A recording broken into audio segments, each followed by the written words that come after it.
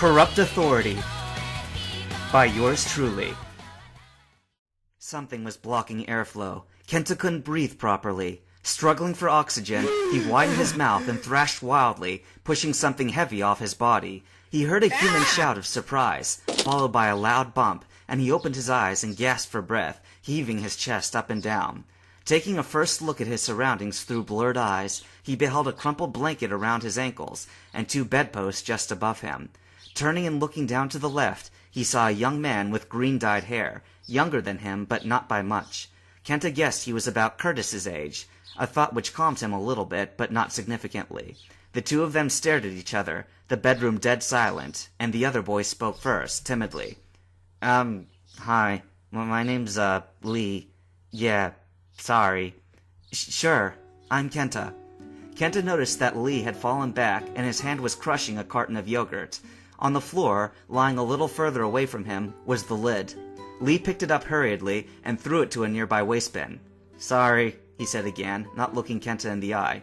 You've been out for 3 days, and I was worried that you'd die if you didn't eat anything, so I, kinda tried feeding you some yogurt. He scratched the back of his head, looking embarrassed. But you sorta choked on it and almost died anyway. That's okay, said Kenta absently, looking around the bedroom.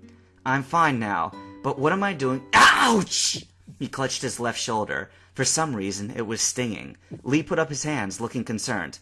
Careful now, you got an electric burn there, and on most of your upper torso. Burns? Kenta looked down at his bare chest. He was bandaged from waist to shoulders in medical wrappings. Lee walked over to the end of the bed and picked a shirt off the floor. Kenta recognized it as the top of his officer's uniform.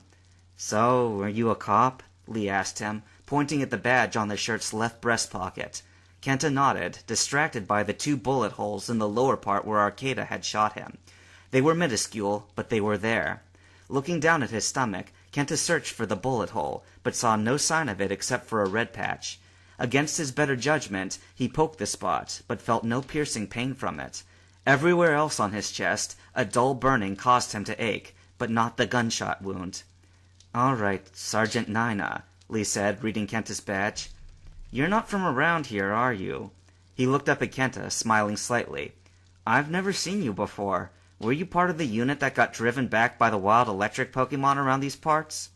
Kenta looked at him, wondering what to answer, wondering what he was talking about, when his burns took control of his senses, and he allowed himself to drop backwards on his pillow in pain. Lee clicked his tongue and shook his head, crossing his arms. What's with the police these days? Leaving their own man behind when the going gets tough. Excuse me, but where am I? Kenta asked him, while trying to concentrate on his breathing and ignore the pain. You're in my room, of course. Lee stopped and put a finger to his mouth. Oh, you meant the town. This is Hanavilla. You probably haven't heard too much about us because we're a recent settlement. He pointed out the window. You can't see it from where you're lying, but we're here because of our transmission tower. There's a power plant east of here that generates electricity, but it can't really dish out the power that efficiently. Our town directs the electricity throughout the Kanto region, all the way to the magnet train and beyond. Lee looked at Kenta, looking apologetic. Unfortunately, that tower also made electric Pokemon around here a little crazy, ever since its finish. You won't be the first guy who's been zapped silly by Wild Raichu or Electabuzz, or those darn Magnemite and Magneton, he said darkly. Those ones are the worst. Being Steel-type makes them even more sensitive to the electric flow than the others. The pain had diminished in his body somewhat, and Kenta risked sitting up again. He felt vulnerable, and for good reason. I wonder if anybody else on the force knows I'm here, he thought nervously, as Lee watched him curiously. If Arcata or anyone from the government finds me, I'm done for. He twitched involuntarily as another thought struck him. The Master Ball! Does this kid know I have it? He was still wearing his uniform pants. Thinking quickly, Kenta put the heavy blanket back over his body and hastily shoved his hand in his right pocket. His fingers touched the smooth, rounded surface of a Pokeball, and he relaxed. All right, there's that. And, yeah, I've still got my lockpick, too. He checked his other pocket.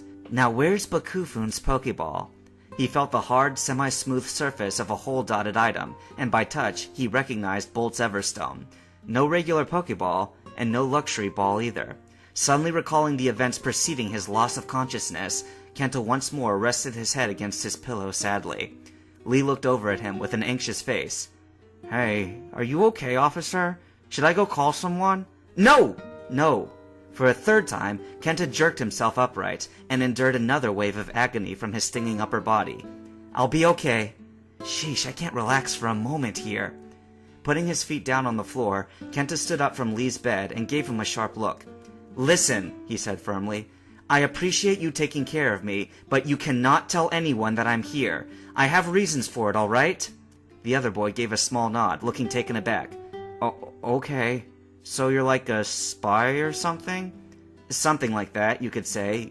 Yeah." Looks like I got lucky. This guy doesn't seem to have a clue about me. But what if he's not the only one? "Hey, Lee, do you live alone here?" Lee smiled and shook his head. "I haven't got parents, but I wouldn't call it alone, with 4 hyperactive sisters in the house.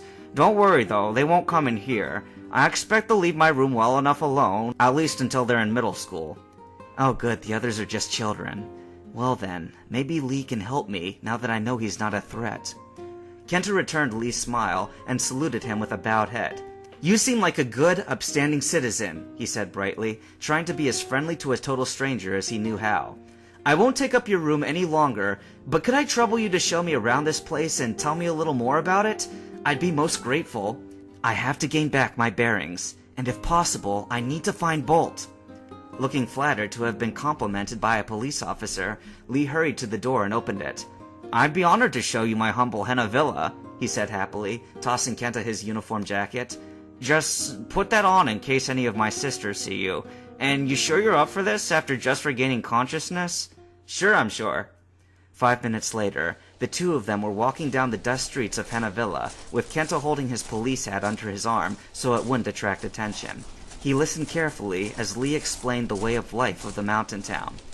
"Over there's the village pub, Soka's. It's actually a pretty family-friendly place. All the travelers who pass through this area stop there to eat. See how there's nothing but Jeeps in the parking lot? Everyone here owns a Jeep because the terrain is so rough. In these parts, you pretty much have to stick to the dirt road wherever you go, or risk getting flipped right over. It's awful when there's something on the path, let me tell you. Especially if it's an electric Pokemon. Those things are simply bat-crap insane because of the tower we built. But what can I say? Kanto needs that thing." "How come there are lightning rods on the houses?"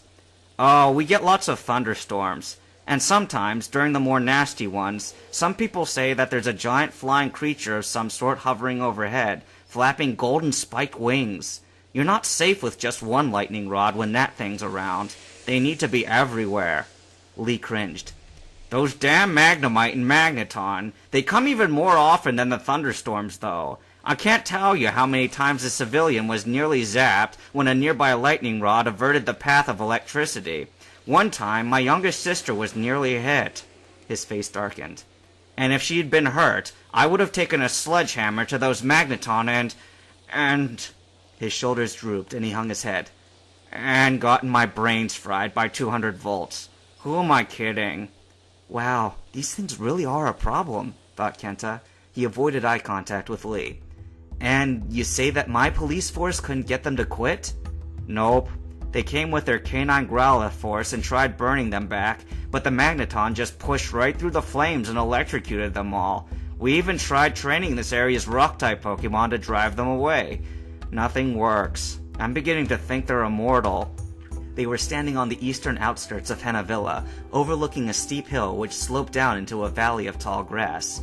Much of the grass was blackened, probably from the harsh battle that had taken place in the valley not long ago. Kenta looked at Lee and noticed a hint of fear in his eyes. "That's where they live," he said softly, pointing with his finger.